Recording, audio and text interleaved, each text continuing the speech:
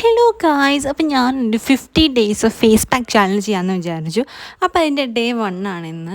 അപ്പോൾ നമ്മൾ കുറച്ച് ആട്ട എടുത്തിട്ടുണ്ട് കേട്ടോ. അതിനുശേഷം യോഗേർട്ടാണ് എടുത്തത്. യോഗേർട്ടിലേക്ക് തൈര് എടുക്കാം, പിന്നെ ടേമറിക് പൗഡർ എടുത്തിട്ട് ഇങ്ങനെ ഒരു പേസ്റ്റ് ആക്കിയിട്ട് എന്നിട്ട് യോഗേർട്ടിന് നല്ല തണുപ്പുണ്ടായിരുന്നു കേട്ടോ. അപ്പോൾ അതിൻ്റെ എക്സ്പ്രഷൻ ആണ് കണ്ടത്.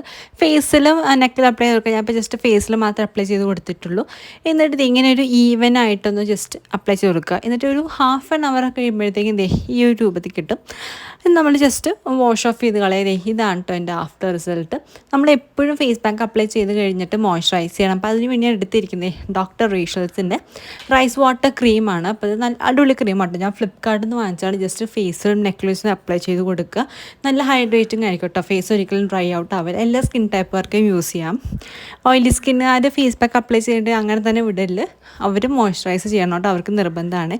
അപ്പോൾ ഇതാണ് എൻ്റെ ആഫ്റ്റർ റിസൾട്ട്. അപ്പോൾ എൻ്റെ വീഡിയോ എത്രയുള്ളൂ. ബൈ.